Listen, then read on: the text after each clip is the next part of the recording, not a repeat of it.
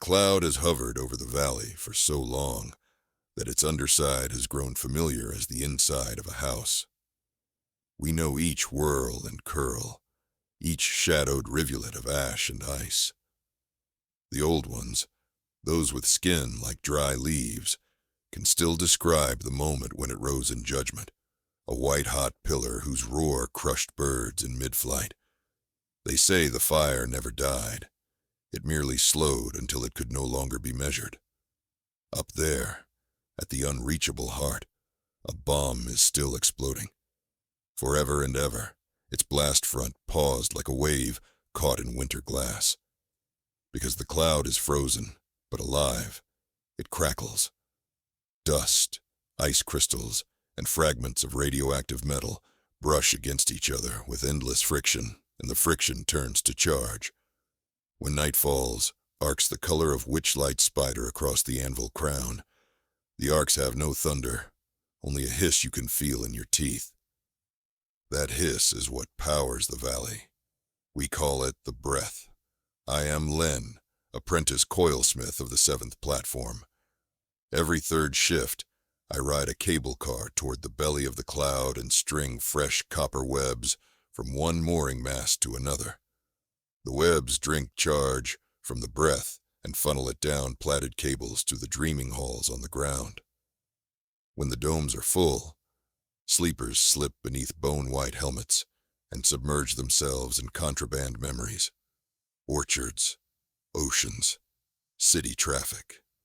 The smell of coffee drifting out of a subway vent. They pay in salvage. Wound-free batteries, machine oil, scraps of pre-flash literature whose pages crumble if you sigh too hard. Our commune has had no other currency since before I was born. My mother sleeps inside Dome 3.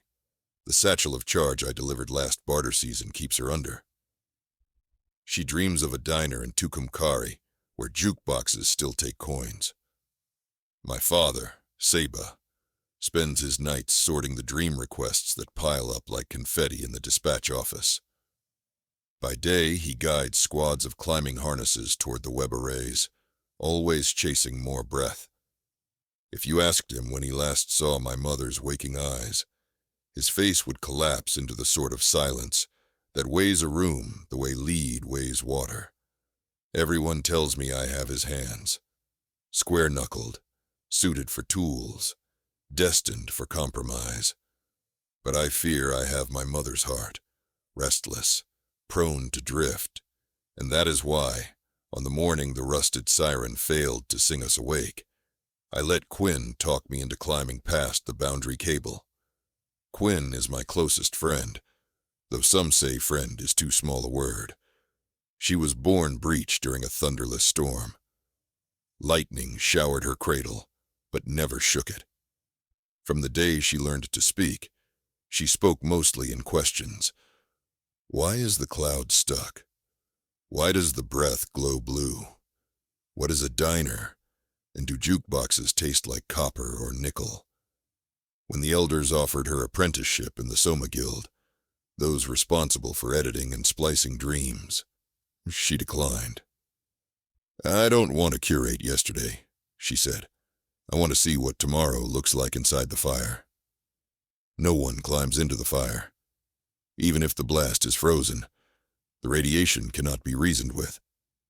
Yet Quinn argued that the highest webs, not the ones I service, but the maintenance ladders above them, are shielded by the charge itself, an umbrella of negative ions that sweeps aside alpha particles the way a magnet parts iron filings.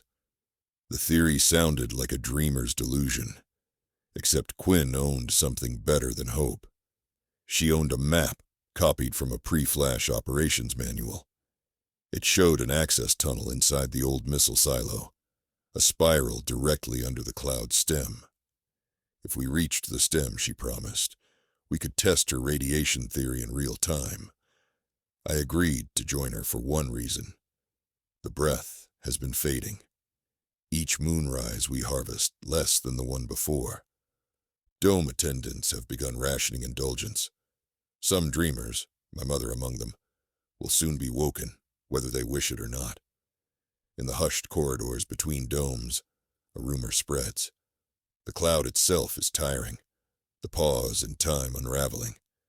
If the blast resumes, we die. If the charge fails, we starve of hope long before hunger guts us. The commune's math no longer balances, so I followed Quinn past the boundary cable on what was supposed to be a scouting sprint and turned into an odyssey. We climbed higher than I had ever dared, above the taut copper nets, above the windsocks that never flutter, until the valley looked like a child's toy diorama. Clay slopes planted with stunted alfalfa, plastic rivers, domes glossy as soap bubbles. The stem of the mushroom towered to the west, a column of dirty snow crystallized in mid-whirl. At the crossbeam where official ladders ended, Quinn drew out the strip of lead mesh she had sewn inside her jacket. She fashioned a skirt for herself, then wrapped mine around my shoulders like a shawl. "Shielding," she said. "We recycle tradition." Her laugh churned in the thin air, half manic, half brave. We crawled along a maintenance conduit strung with glass insulators. Each insulator spit sparks that tickled our gloves and danced from knuckle to knuckle. The radiation badge on my collar stayed green. Quinn flashed a fierce grin. "Told you." The conduit met a hatch as old as the apocalypse. Its maw breathed stale wind, and its ladder plunged into darkness. We switched on headlamps and descended. Inside the silo shaft, time smelled of wet rock and battery acid. We counted 5 landings, 10, 15. On the 16th, the ladder ended at a catwalk overlooking a cavern lit by a single functioning globe. Rafts of machinery hulked in stone hollows, generators, turbines, spindles of copper heavier than the engines we used topside. And at the cavern's center stood a crystalline tower, cables snaking from its facets through the rocky roof, like veins seeking the heart of the cloud. Quinn kneeled before a console caked in grime. The console's glass still shone.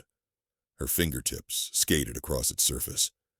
Lights roused along the tower's base, one by one, until the crystal glowed eternal sunrise. Numbers poured across the screen. Power output, containment status, error logs 4 decades long. "Len," she whispered, "this is it. The core extractor. The old world was already milking the bomb before it froze." My mouth dried. "Are we safe?" "My badge still reads green. I think the extractor must be eating most of the fallout. But look at the output." She tapped a figure that pulsed red. 9% of rated capacity. Same fade we see in the webs. "So the breath comes from here?" "Partly. The webs skim static. But the real harvest begins down here, converting gamma and alpha chaos into something we can stuff inside batteries." Quinn stood, shoulders trembling. "Len, we could fix it. The auto balancer's misaligned. If we recalibrate, we could double the feed overnight." I imagined my mother sinking deeper into her diner booth, no ration bell ever dragging her away. I imagined children in the valley trading nightmares for curated paradise. But I also saw another possibility. If the extractor failed gradually, maybe it was telling us something, a warning. The cloud was paused. It should never have been tapped. We had sucked on a loaded gun long enough. I voiced none of that. Instead, I knelt beside Quinn, hands jittering like dragonfly wings, and we began to work. She located the balancer spindle. I located the manual override. The tools inside my utility belt felt primitive compared with the alloyed wrenches rust-welded to the console's frame. But they fit. We loosened lock nuts, realigned gyros, purged clogged coolant veins. As hydraulics sighed to life, a harmonic thrumming rolled up the tower and shivered the catwalk. "Output at 18%, Quinn said. 23, 29. The crystal's glow sharpened from dusk to noon. My hair lifted from my scalp, as if the air itself had turned electric. I backed away as alarms scrolled across the console, every line a new shade of crimson. Quinn, shut it down. We're within tolerance. Her pupils looked blacker than coal. Another few points and the valley thrives for centuries. 37, 39. A filament inside the crystal shrieked like metal under torture. The whole tower convulsed. My Geiger badge flipped from green straight to scarlet. Quinn! She slapped the kill switch. Nothing. The console screeched. Manual override disabled by supervisory lock. We had awakened something intelligent enough to deny us. The crystal fissured. A fan of blinding white crawled through its core. I seized Quinn by her jacket and dragged her toward the ladder. Heat licked our boots. The catwalk deformed into ripples behind us. We climbed. A roar like distant surf chased us, gaining volume until my eardrums felt ready to pop. The hatch above swung inward, and a fist of ionized wind heaved us onto the outer scaffold. The valley had changed. Threads of lightning poured from the mushroom's skirt and coiled down like vines, striking mountaintops, field domes, the tin roofs of goat sheds. Shocks flared along the copper webs in waves so bright they forced tears from my eyes. Static bled from the rails, frying the lifts, shattering insulators. The breath no longer hissed. It screamed. Quinn ripped off her shielding. Sparks chewed holes in the lead mesh, burrowing through cloth to kiss her arms. "We freed it?" she gasped, awe and terror warring in her voice. Under her feet, the scaffold hummed as if possessed. "No," I said. "We caged it, and now the cage is breaking." Below, humans speckled the platforms. Engineers, drifters, scavengers. Some scrambling for cover, others frozen mid-task, mouths hanging open, like door hinges with no doors. I thought of my father, trying to shepherd panicked teams, while dreaming helmets flickered inside the domes, pumped full of lethal current, and of my mother, perhaps jolted awake by a vision of falling to earth inside a diner that now burned with unholy fire. Quinn stumbled toward the edge. "We can still fix it," she muttered.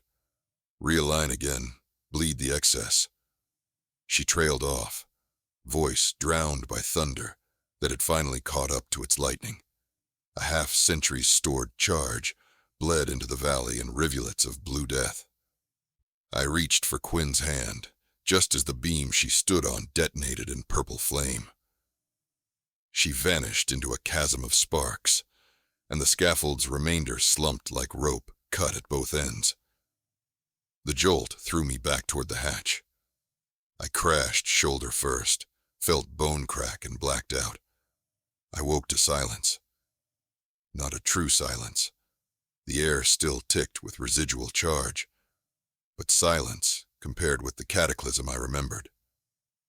Pale daylight showed the cloud hole once again, as if nothing had happened. Its edges glistened, newly fed. The valley, however, wore wounds like fresh tattoos, scorched fields, smoking domes split along their seams, every copper web sagging in broken arcs. A search party found me by following the stink of ozone. They bound my shoulder and carried me home. Father hunched at my bedside, eyes ringed by fatigue I had helped to write upon him. When I asked about casualties, his lips flattened. 16 dead, dozens burned, every dream dome but 3 is melted. He did not mention Quinn. I could not form the words to ask, yet Dome 3 still operated. The same power surge that destroyed its siblings had merely tripped its safety latches. Inside, dreamers stirred, confused but alive. My mother, however, did not stir. She had been mid-dream when the surge flipped Dome 3 to standby, and on standby the Soma Guild's sedatives default to their maximum dose. She lay in a coma, deeper than the curated sleep we once claimed was benign. Father spoke of rationing what little charge remained, of rationing dreams, of prioritizing medical needs over nostalgia. His voice shook on certain syllables. I realized how often he must have dreamed vicariously through her, letting her weekly reports of diners and jukeboxes stand in place of his own suppressed hunger. Now, even that proxy joy was at risk. The commune convened a tribunal inside the gutted husk of Dome 2. Shards of polycarbonate hung from the frame, like icicles that never thaw. The 12 elders formed a semicircle on salvage crates. I stood before them with my arm in a sling, Father beside me. He had insisted on speaking as my advocate, but allowed no argument when I said I must speak for myself. I described how the extractor tower had been decaying, how we tried to mend it, how calibration proved impossible once the machine awoke. I did not mention Quinn's map or her ambition to climb further, nor did I betray the precise sequence leading to the lockout. It would serve no purpose to feed the mob her ghost. The elders listened, then conferred. Their verdict surprised no one. I would be exiled to the perimeter farms for 1 calendar cycle. There I would till irradiated soil and milk, faint charge from portable Faraday rigs, to run heat lamps for mutant kale. If the valley endured the year, I might return. Exile was not the worst fate I'd imagined. Yet leaving meant abandoning my mother, to whichever compromise the guild adopted in the wake of crisis. Father gripped my unbroken hand and said, "I will keep her safe." His voice made the promise a question. That night, I visited her console in Dome 3. The skeleton staff had powered only one wing, and the gloom felt like a mausoleum waiting for occupants. I keyed in her booth and stared at the pale oval of helmet encasing her skull. A million microelectrodes sang lullabies of synthetic dawn. To yank out the cable would kill her. To leave it might never wake her. I knelt, pressing my forehead to plastic, and tried to imagine the diner. Formica counter, cracked red leather, a server refilling her cup until the coffee reached a temperature no tongue could bear. Footsteps crept up behind me. I turned, expecting a guard. Instead, I saw Quinn, gaunt, scorched but alive. A splash of blisters cratered her neck. Her clothes were half ash, half cloth. The extractor. Her whisper rattled. It can still be recalibrated. I felt anger slam into joy, a collision that left only confusion. "You're supposed to be dead." Fell through a maintenance funnel. Insulation saved me from the main surge. She leaned on a crutch fashioned from conduit pipe. "Len, the lockout was a failsafe. It thinks the bomb is still in active detonation and wants to bleed energy so the blast remains frozen. If we work with the logic, not against it, we can siphon safe amounts again, enough to keep the domes in the valley. We just need a team and time." Time, I thought. Maybe the one thing we've already stolen past redemption. Yet I pictured the cloud's impossible pause, how a warhead's wrath had been captured, not from mercy, but from fear of itself. The extractor might be, in truth, a stabilizer whose primary function was to prevent detonation, with power as a byproduct.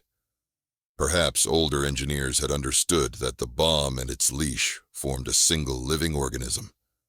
If that leash snapped, the fire would unfreeze. And all this, our fields, our domes, our marriages of convenience, would vaporize faster than memory. I looked at Quinn's feverish eyes and heard the tribunal's sentence echo in my skull. Exile. A year of dirt. I could serve it.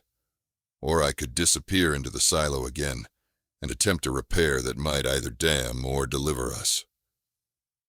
"Why me?" I asked. "Because you've seen inside the tower. Because you don't worship dreams the way the elders do. And because you still love your mother enough to risk everything to wake her. Love, I thought, is a bomb that may or may not freeze when asked. I touched the dome of my mother's helmet. Static nipped my fingertips, gentle as mouth to mouth. Gather what you need, I told Quinn. We leave before dawn. She smiled, and the smile looked older than both of us. We'll need a new balancer gear.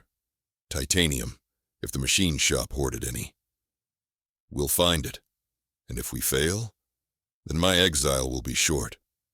She nodded. Outside the half-destroyed dome, wind rattled debris across concrete like bones across a drum.